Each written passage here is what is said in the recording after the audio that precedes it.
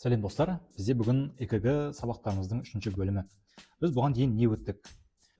ЭКГ-ның дұрыс оқылу алгоритмін, яғни синусты ритм, жүректің электрлік ойысы, жүректің соғу жиілігін есептеу деген секілді әрбір пунктке жеке-жеке тоқталдық. Бүгінгі сабақта бізде жүректің гипертрофиясы. Сабақты бастамас бұрын осы ЭКГ-ға мән берейік. Мына жерде сіздер не көріп тұрсыздар? Өздеріңізді сақтап алсаңыздар болады. Сабақтың соңында мен сіздерге заключениесін берем, және біз бірге талдайтын боламыз. Енді бүгінгі сабақта бастайтын болсақ, жүректің гипертрофиясы дегеніміз не? Ол кардиомиоциттердің, яғни жүрек бұлшықеттерінің үлкейіп кетуі өзінің нормасынан. Бізде қалыптыда жүрек сол жақ қарынша, оң жақ қарыншаға қарағанда үлкенірек, және ол жерде бұлшықет көбірек болады. Себебі ол жерге бізде көп күш түседі. Яғни сол жақ қарынша жиырылып бүкіл тіндерге қанды жеткізу үшін оның бұлшықеті өте қалың және мықтырақ болады. Бұл бұлшықеттерге өте көп күш түсетін болса, олар гипертрофияға ұшырайды. Гипертрофия дегенді қалай түсіндірсек болады? Яғни сіздер залға барасыздар, залға барып тренировка жасайсыздар. Осындай белгілі бір жаттығулар жасаған кезде біз аз-аздан бастаймыз, яғни аз салмақты гантель көтереміз.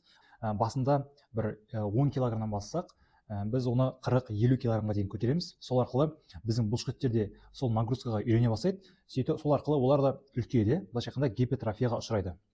Сол секілді осы жүрекке де шамадан тыс күш түскен кезде, жүректе көп күшке осы бұлшықеттердің үлкеюі арқылы жауап қайтарады.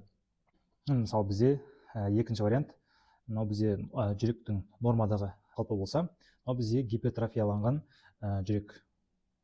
Яғни бізде мынау қарынша аралық бұлшықеттері де, сол жақ қарыншаның бұлшықеттері де гипертрофияға ұшыраған. Салыстырып қарасақ, бізде оң жақ жүрекшенің, мынау оң жақ қарыншаның бұлшықеттері. Электрокардиограммада гипертрофияны қалай ажыратамыз? Гипертрофия ол жүрекшеге және қарыншаға байланысты әртүрлі болады.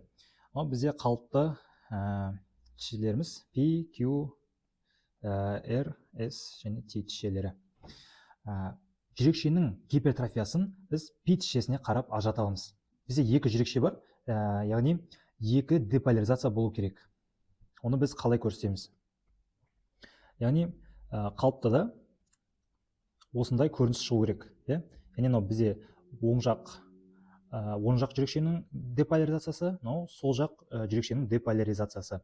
Ол екеуі де P. Екеуі симметриялы түрде жиылған кезде, екеуінен бірдей импульс өткен кезде, олар дәл осындай көрініс береді. Электрокардиограммада оң жақ жүрекшенің гипертрофиясы болған кезде қандай көрініс береді? Оны біз P пульмонале деп айтамыз. Оң жақ жүрекшеге көп нагрузка түскендіктен ол гипертрофияға ұшырап, оның көрінісі дәл осылай үшкір P тішесіне айналады. Бізде P тішесі осындай көрініс береді. Бұл оң жақ жүрекшенің гипертрофиясы. Оң жақ жүрекшенің гипертрофиясы бүкіл деполяризацияның уақытын алып жатыр. Сол себепті осындай үлкен P тішесі пайда болды. Біз ЭКГ суреттен оны байқай аламыз. Міне бізде P тішелері.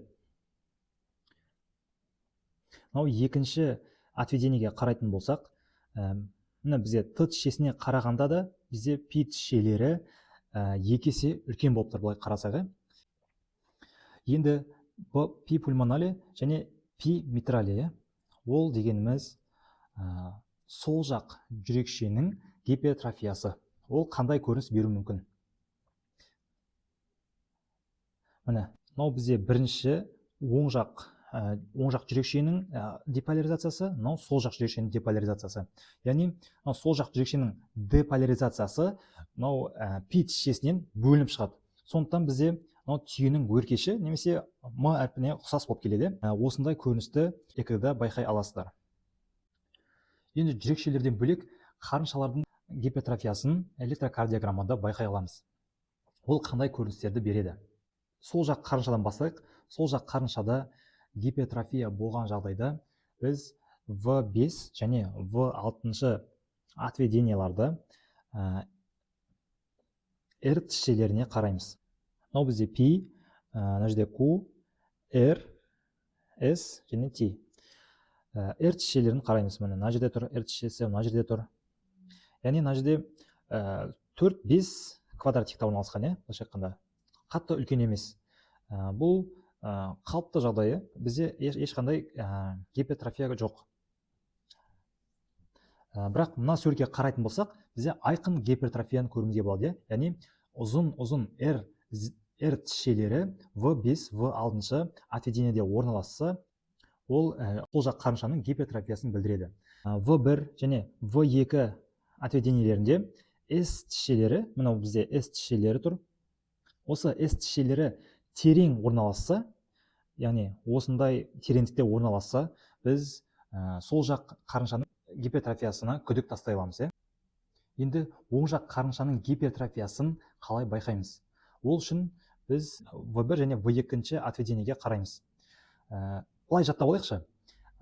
Егер V1, V2 отведениеге қараған кезде оң жақ қарынша біздің есімізге түсу керек. Дәл сол секілді V5, V6 болса, біз сол жақ қарыншаны еске түсіруіміз керек. V1 және V2-де R тішелері ең биік болатын болса, ұзын амплитудалы R тішелерін көретін болсаңыздар, ол оң жақ қарыншаның гипертрофиясын білдіреді. Одан бөлек, дәл сол секілді V5, V6-да S тішелері терең орналасса, ол оң жақ қарыншаның гипертрофиясын білдіреді. Бізде дәл осы секілді, бірақ бұдан да терең орналасуы мүмкін. Бізде 20-30 мм-ге дейін орналасуы мүмкін S тішелері. Сол бізде оң жақ қарыншаның гипертрофиясын білдіреді. Және тағы да бір қоса кететін нәрсе, сіздер жүректің электрлік осі қай жерге бағытталған. Біз 3 бағытын білеміз. Нормограмма, левограмма және правограмма. 3 отведениені салыстырамыз. Мынау ЭКГ-да бізде правограмма. Бұл да жүректің гипертрофиясына күдік туғызады. Мынау ЭКГ суретіміз правограмма. Бұл уже жүректің электрлік осі оң жаққа бағытталған, жүректің гипертрофиясын анықтауға көмектеседі. Осы ЭКГ признактарды жаттап алсаңыздар, сіздерге жүректің гипертрофиясын табу оңайырақ болады. Мынау электрокардиограммаға баға берейік. Ритм синусты, яғни әрбір пи тішесінен кейін R тішелері орналасқан. Дұрыс, яғни әрбір R тішелерінің арасы тең, оның барлығын біз екінші отведениеге қарап баға береміз. Жүректің сол жиілігін есептесек болады. Мына жерде шамамен 80-85 болу керек. Одан бөлек тағы не қоса кетеміз? Жүректің электрлік осі оңға бағытталған, яғни правограмма. Одан кейін біз пи тішелеріне мән беретін болсақ, біз осы пи пульмоналені электрокардиограмманың заключениесіне қосып кетуіміз керек. Яғни осы заключениені оқыған кардиолог науқасқа дұрыс ем тағайындауы үшін. Екінші және V1, V2 отведениелерінде ұзын амплитудалы пи тішелері орналасқан деп заключениеге жазуымыз керек. V1 отведениесіне қарайтын болсақ, бізде QRS комплекстері неполная блокада левой правой ножки пучка ГИСа. Яғни ГИС шоғырының блокадасы. Оны біз алдыңғы сабақтарда өтетін боламыз. Ол әртүрлі көрініспен көру мүмкін. Бізде М тәрізді болады, оны да жаза кетеміз. Дәл осылай біз электрокардиограмманың заключениесіне жазамыз. V5 отведениеде S тішелері үшкір орналасқан, яғни тереңірек. Біз бұны да электрокардиограмманың заключениесіне жазамыз. Дәл сол секілді диагнозды құрастырып жазған кезде осындай қорытынды шығады. Синусовый ритм, высокие заостренные зубцы пи, лучше всего осы V1, V2 отведениелерде көрінеді. Отклонение ЭОС вправо, отведение V1 бізде банағы неполная блокаданы айтып тұр. Одан кейін глубокие зубцы S в отведении V6 указывает на левожелудочковую гипертрофию. Дәл осы секілді ЭКГ-ны талдайтын болсаңыздар, сіздердің тұжырымдарыңыз дұрыс болады. Назарларыңызға рахмет. Егер түсінбеген жерлеріңіз болса, комментарийге жаза кетіңіздер. Мен міндетті түрде жауап беретін боламын. Ұнаса лайк басыңыздар. Рахмет.